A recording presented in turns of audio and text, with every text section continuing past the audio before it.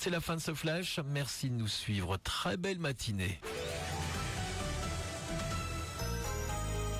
Chérie, t'as trouvé tes cadeaux?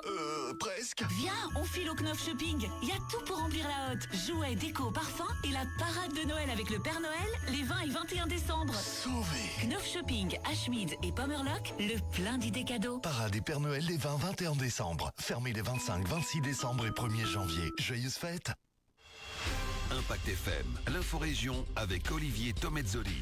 Visite très canine ce samedi à la résidence Ferdinand Nicolaï à Stavelot. Comme chaque premier samedi du mois, les moniteurs de canipation ont rendu visite avec leur chien aux résidents de la maison de repos.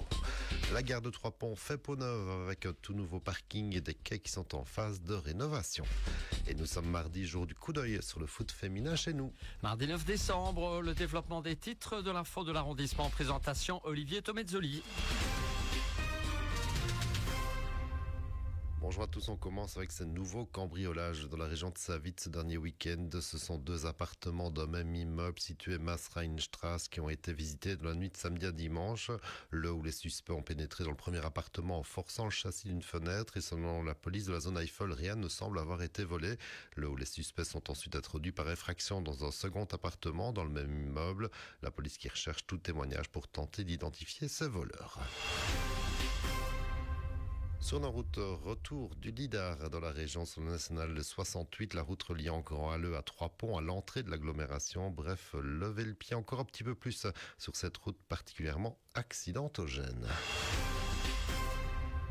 Et on se balade à présent la truffe à l'air à la recherche de petites friandises distribuées gracieusement par les résidents de la maison de repos du CPS de Stavelot, la résidence Ferdinand Nicolaï, puisque tous les premiers samedis du mois, les moniteurs du club d'éducation canine Canipation rendent visite accompagnés de leurs chiens aux résidents. Un beau moment de réconfort pour les résidents eux-mêmes qui le désirent, sous le regard de Véronique Matonnet, la présidente du CPS de Stavelot.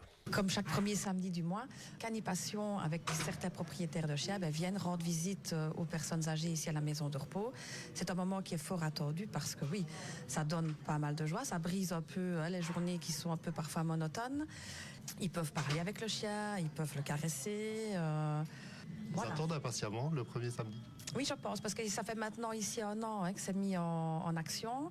Chaque fois, ils demandent, tiens, c'est quand la prochaine fois, c'est quand la prochaine fois. Donc, c'est une très belle initiative, en tout cas, de la part de Canipation. Donc, c'est l'éducation canine ici à Stavelot. Et nous avons de la chance que Nadia, une justement propriétaire d'un chien, travaille comme employée ici à la maison de repos. Donc, je pense que c'est vraiment que le service animation, aussi que tout a été mis en place. Et voilà, très, très beau projet. En tout cas, il faut que ça continue dans ce sens-là, oui.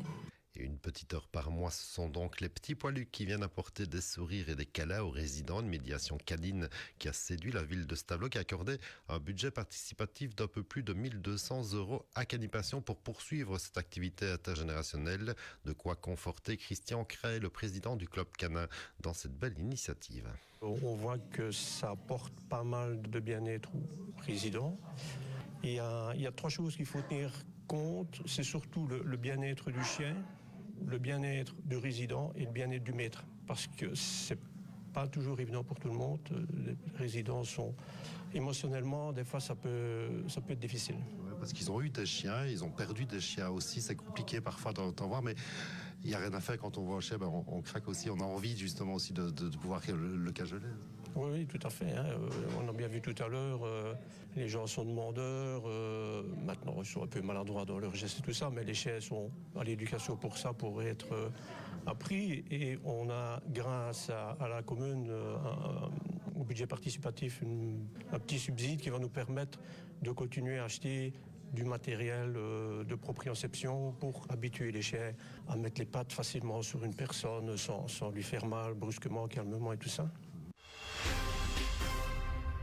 Et on poursuit avec une bonne nouvelle pour la mobilité du côté de Trois-Ponts. Le nouveau parking de la gare de Trois-Ponts est en service depuis hier lundi. Ce projet financé à 100% par la SNCB pour un budget de 236 000 € vise à améliorer le confort et l'accessibilité des voyageurs tout en continuant de promouvoir l'intermodalité et favoriser l'usage du train, souligne la SNCB. Le nouveau parking offre désormais 48 places gratuites contre 45 auparavant, ainsi qu'une place réservée aux personnes à mobilité réduite. Et le long de la façade du bâtiment de la gare, la commune gérerait Noël, 10 emplacements supplémentaires et 2 emplacements PMR. Pour les cyclistes, un parking gratuit est prévu avec 2 abris couverts pour 12 vélos.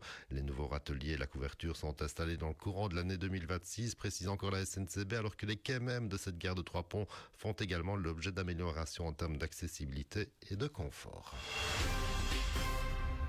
Et enfin, nous sommes mardi, coup d'œil même sur le foot féminin chez nous, avec en première provinciale la victoire enfin des filles de Bellevaux 2-0 face à Oudler. 3 points qui font du bien au bord d'Amblève après un 0/9 face, il est vrai, à 3 équipes cassées devant Bellevaux qui pointe toujours dans le top 5. Les Aufurnaines étaient-elles au repos ce dernier week-end en première provinciale. Et en deuxième série B, Bellevaux s'impose sur un score spectaculaire, victoire 4-5 en déplacement à Andrimont. Et le score du week-end est une nouvelle fois à mettre à l'actif des Eupénoises du FC qui enfilent 24 buts à Lambermont-Rochard, et alors que les filles de Wem-Fémonville et de Ster-Francorchamps étaient-elles au repos ce week-end. L'info continue sur notre page Facebook Impact